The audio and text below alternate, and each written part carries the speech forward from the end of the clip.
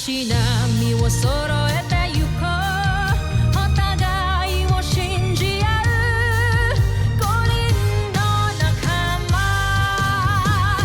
まるでスファイブに預けた命飛ぶぜ宇宙の果てまでもみんなの笑顔も近い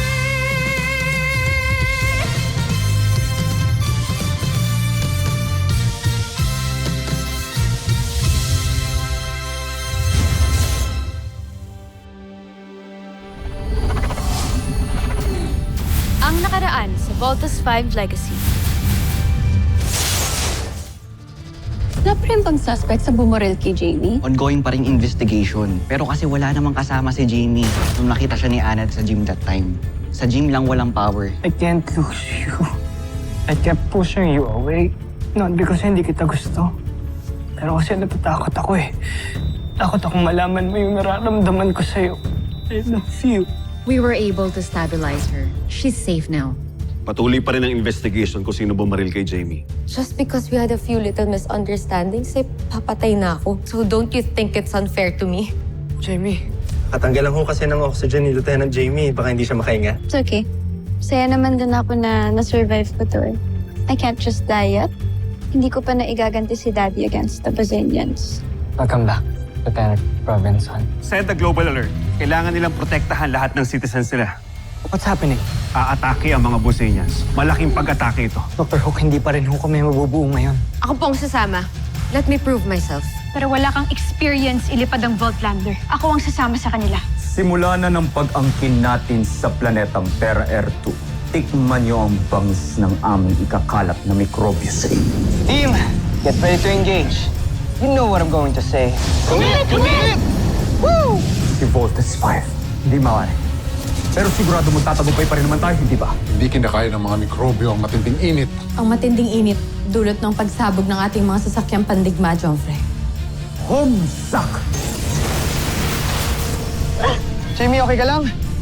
Please naman, hindi ka pa fully recovered. Okay lang ako, Steve. Thank you. Nagpa-pogi points pa. Ano yan, Mark? Sabi ko, stand by, enemies ahead. Sa mga sandaling ito ay naghahanda ng mga Bosenians para magkalat ng nakamamatay na mikrobyo sa buong mundo. Kaya huwag na kayong mag-aksaya ng panahon. Depensahan niyo ang planeta ninyo. Baka patibong niyo lang yan. Walang sisihan. Kapag namatay ang mga tao ninyo, kasama ka na ron. Sinira ninyo ang aking mga plano. Tawa, Joffrey. Tataka ko lang. Bakit tila alam ng mga taga-Terra Air 2 ang pagsalakay ng ating mga sasakyang pagdigma? Baka dahil nakita nila ang ating mga sasakyang pandigma. Hindi ba, Joffrey?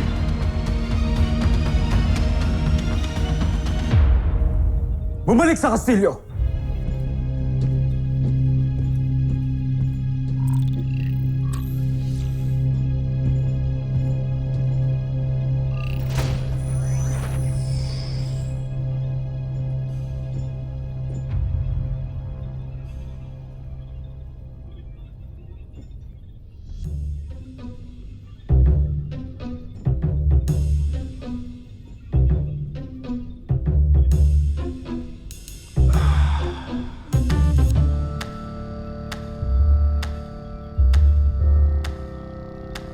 Anong tinitingin-tingin ninyo? Ha?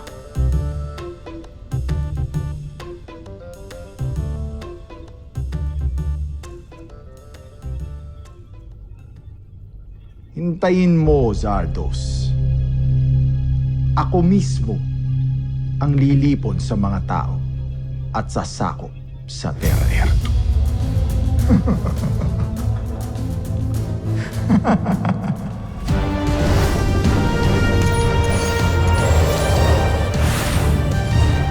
CBF Command. Aerial reconnaissance clear. Good job, team. Go back to camp. Roger.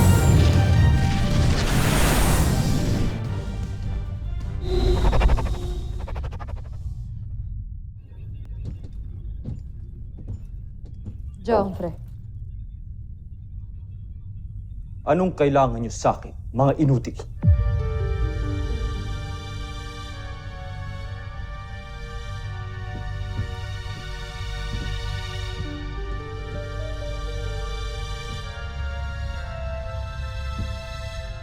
May naisip kaming paraan upang madaig natin ang kalaban.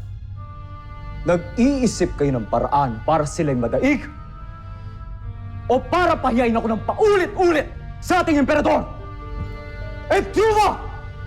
Joffrey, nakikiusap ako. Huminahon kayo. Isa ka pa! Batid ninyo ng ating lahi ay higit na makapangyarihan kesa sa mga taga-Terra Ertu. Ngunit ano nangyari? Paulit-ulit tayong natatalo. Kamakailan, nahuli ng mga taga-Terra Ertu si General Watson. Ang traitor na general na yun. Sa aking palagay, siya nagbigay ng mga impormasyon sa ating kalaban tungkol sa atin. Tapos ngayon, gagawa kayo ng paraan? Tigilan nyo na. Sigurado kung hindi tayo magtatagumpay. Joffrey, hayaan niyo muna kami ni General Draco na sabihin sa inyo ang aming susunod na plano.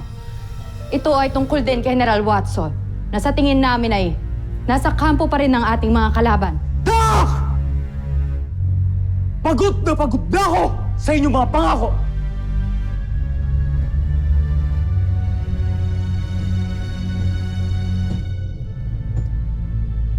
May iba na akong inatas para gawin ang aking mga nais. Umaasa akong hindi niya ako pipigo.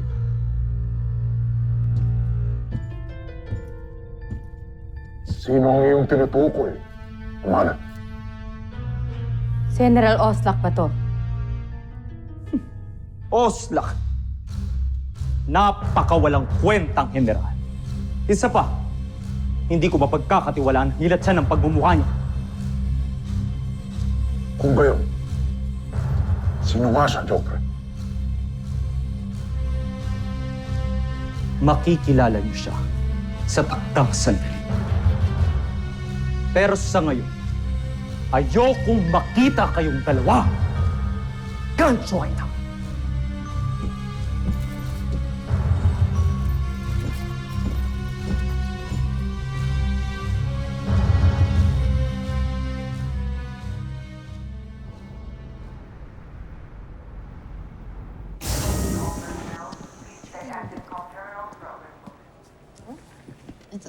Eva, Steve, it's really nice to see you. What brings you here? buti nakita kita. Gusto lang kitang tanungin kung nagbago na ba yung decision mo. Decision?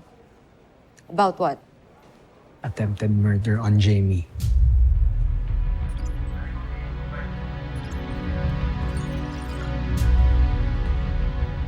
Can you give me a break? Sinabi ko naman sa'yo na wala akong kinalaman dyan, di ba? And think about it.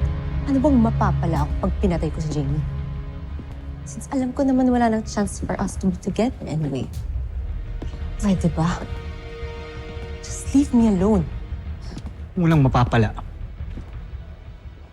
What about your ambition to be part of the Voltes team? Kaya nung nakakita ka ng opportunity, nagpresenta ka to replace Jamie. Yeah, you're right. I want to be part of the Voltes team because I deserve it. And if you think that I'm that desperate, ba't hindi na lang ikaw yung pinatay ko? You broke up with me, remember? Pinaasa mo ako ng paulit-ulit. You hurt me so many times. Kaya ba't hindi na lang ikaw yung pinatay ko at ginantihan ko?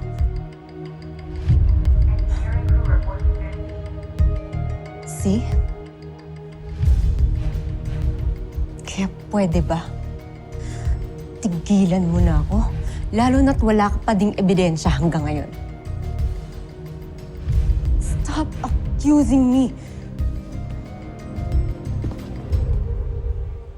Eva, you better be telling the truth. Or else, hindi ako magsisisi to have you court-martial.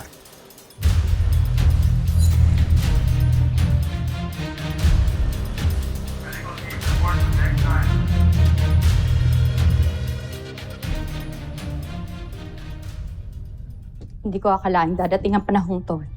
Draco, ang sandali na, kamumuhian ako ng ating mahal na prinsipe.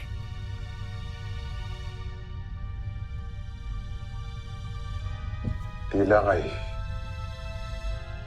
Tuluyan nang nawalan ng tiwala sa atin si Jupiter. Sa ating dalawa. Hindi ko mapapatawad ang aking sarili. Nabigo na naman natin siya, Draco. Sapagkat ipinangako ko sa aking sarili na tutulungan ko siyang tuparin ang lahat ng kanyang iniibig, pinag-uutos, kasama na doon ng tagumpay na ibabahagi niya sa Busan na nararapat lamang niyang makamtan.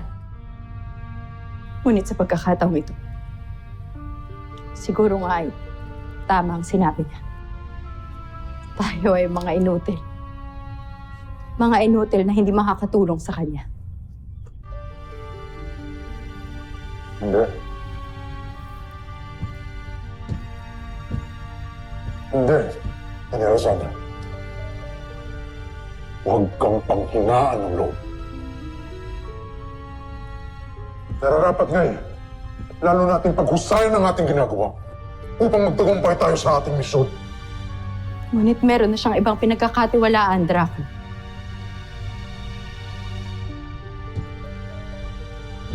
Sino nga kaya ang kanyang tinutukoy na magsasagawa ng kanyang mga utos? Marahil na ang dapat itanong ay kung tama nga ba na pagkatiwalaan siya ng ating prinsipe kaysa sa atin?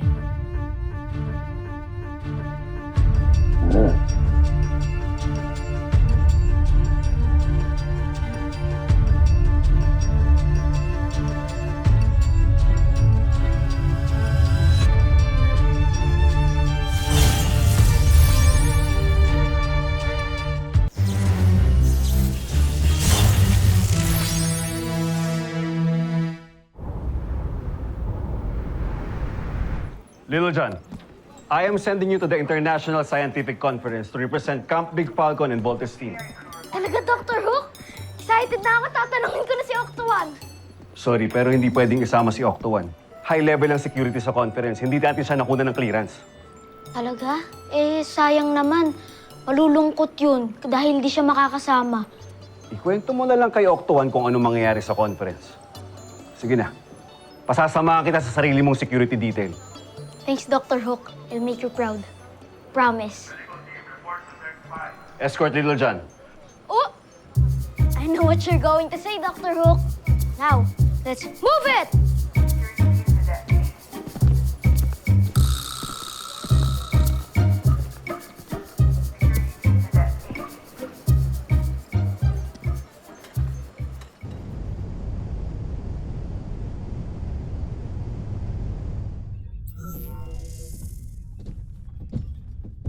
Joffrey.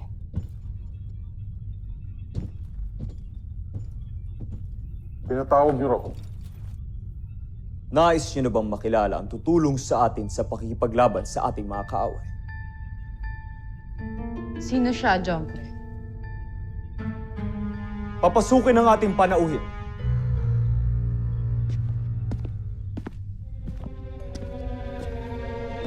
Joffrey. Malugod na pagbati sa ilang magigiting na general ng Bozan.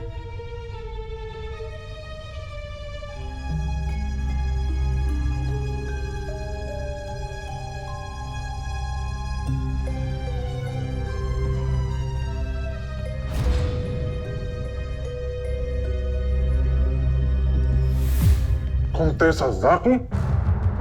Ang punong taga-siyasat ng emperador? Tama kayo. Si Kontesa Zaki ang aking bagong kasangga.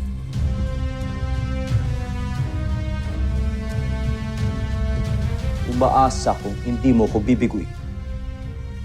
Hindi tulad ninyong dalawa.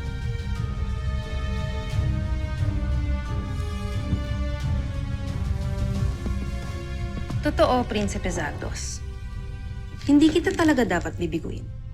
Lalo't nandito ako dahil inip na ang ating mahal na emperador sa inyong mga kabiguan dito sa Terra Erto. Isang napakaliit na planeta, ngunit palagi kayong nabibigo. Nadadaig ng mga walang saysay na nilalang. Tigilan mo ang iyong pangungutya.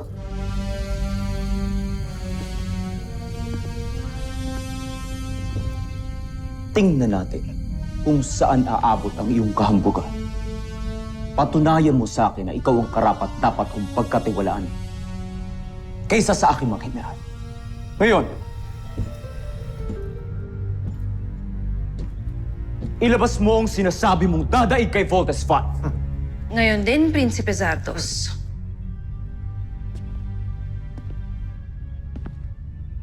Gustav na Shabakun!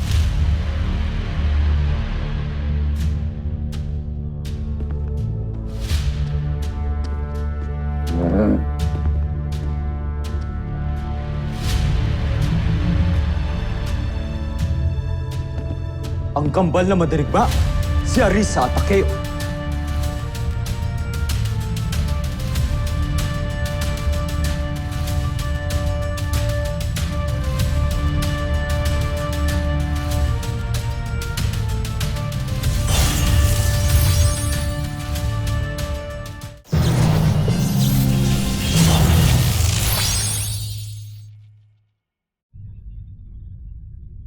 Sila nga kamahalan.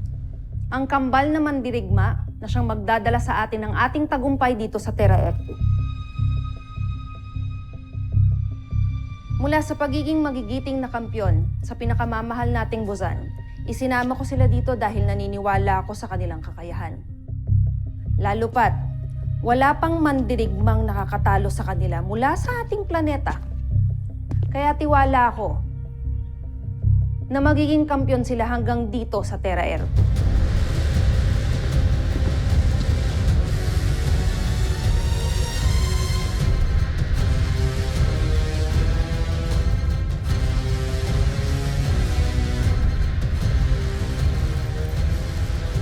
Nagbibiro ka ba? Itong dalawa ang itatapat mo kay Voltes 5? Hindi ka lang pala kirat, General. Kundi bingi rin. Hindi ba't yun ang sinabi ko ngayon lang? Mawalang galang na, ngunit ikaw yata ang naman. Sa tingin mo may laban ng dalawang to kay Voltes 5? Mawalang galang na, General. Ang ibig kong sabihin... Mawalang galang lang din. Ngunit wala talaga silang laban sa Voltes 5. Jomfre, hindi yata alam ni Contessa na ilang beast fighter na ang pinantapat natin sa Voltes 5. Mga beast fighter na malalaki, matataas, malalakas, makapangyarihan, at matitikas. Na may iba't ibang kakayanan. At pati na rin armas, pati na puwersa na akala namin ay tatalo sa Voltes 5. Ngunit sa huli, kami pa rin ay nabibigo, natatalo, at napapahiya. At sila ang gusto mong lumaban sa Voltes 5?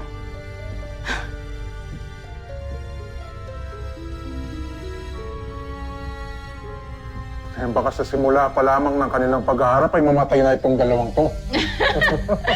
Pagtatawanan lamang tayo ng ating mga kalaban. Kahangalan. May katwiran ng aking mga general. Maging ako mismo, hindi ako makapaniwala na ang mga mandirigma na mula sa lahi ng mga alipin ang ipapadala mo sa akin. Huwag niyo muna silang husgahan, Prinsipe Zardos. Bagkus, pagbasdan niyo kung gaano sila karahas makipaglaban. Mga kawal, sa aking hudyat, sugurin ninyo ang aking kambal na mandirigma. Prinsipe Zardos, isa itong kahangalan. Hayaan mo sila, Traf. Naaaliw ako sa kanila.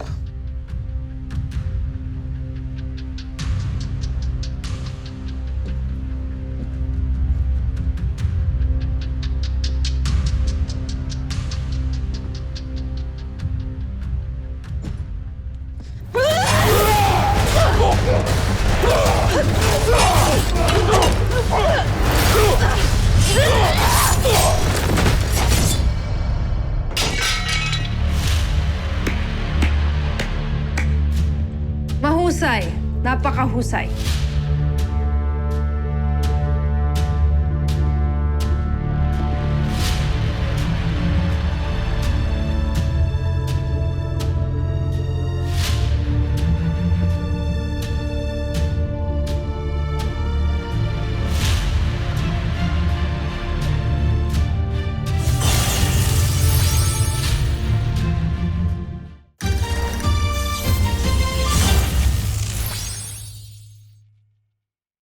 Tila hindi yata kayo natutuwa sa ipinakita ng aking mga mandirigma, Prinsipe Zardos. At bakit ako matutuwa? Napakadaling madaig ng pangkaraniwang kawal ang kambal na ito. Hindi sila katulad ng Voltes 5. Huwag mo silang maliitin, Prinsipe Zardos. Bagkus, bigyan mo sila ng pagkakataon. Hangal ka! Hindi ka marunong mag-isip, Kontesa. Nakita ng dalawang mata ko ng paulit-ulit kung paano wasakin at sirain ni Voltes 5 ang mahuhusay at malalaki naming mga beast fighter mula sa aming kawal. Ngunit ang ibig kong... Tapos ang gusto mo, paniwalaan kita! Na may ibubog itong dalawang to? Isang malaking kahangalan! Nagsasayang lang tayo ng panahon! Isang malaking kalokohan. Tama kayo, Kosofe. Kung ako sa'yo, Kontesa, bumalik ka na sa busa. Hindi ko nais mapahiya muli sa ating emperador.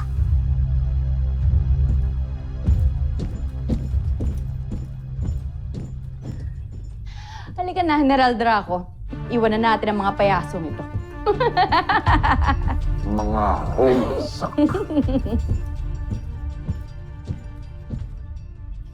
Contessa, maaari ba ako magsalita?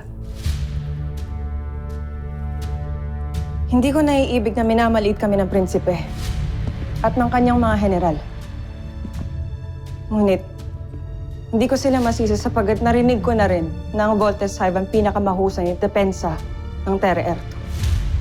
Kung ganitong walang tiwala sa amin si Prinsipe Zardos, nararapat lamang na magbalik na tayo ng Burzad. Hindi. Ibig kong ipahiya si Prinsipe Zardos sa kanyang kahambugan. Ibig kong ipaalam sa ating mahal na emperador na wala talagang silbi si Prinsipe Zardos dito. At ako lamang ang dapat niyang pagkatiwalaan.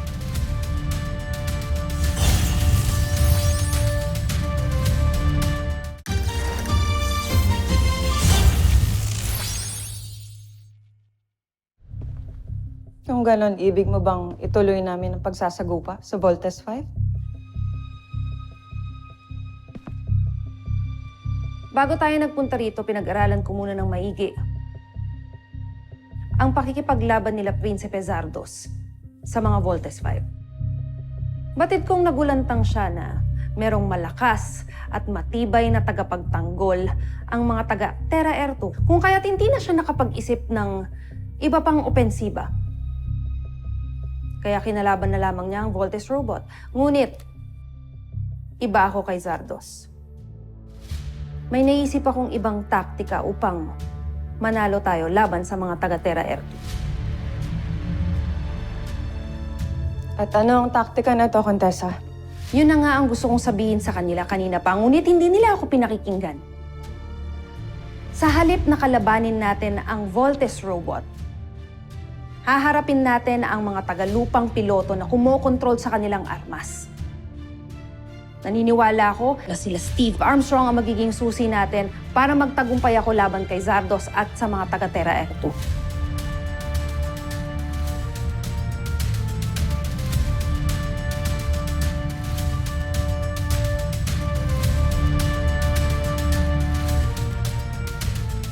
Susunod sa Voltes 5 Legacy. Mission objective is to extract a lone hostage. Mag-iingat kayo, hindi natin alam kung gaano karaming enemy hostiles ang meron sa loob. We're using synthetic bullets for this training. Pero pag tinamaan kayo, pwede pa rin kayong ma-injure. I'll prove everyone na akong best sniper dito sa CDF. Ihatid ka na muna namin kay Marshall. May mga i-assist pa kaming VIPs. Marshall, turning over protective. Peter John! Peter John! Hi! Peter John! Bawal kayo rito.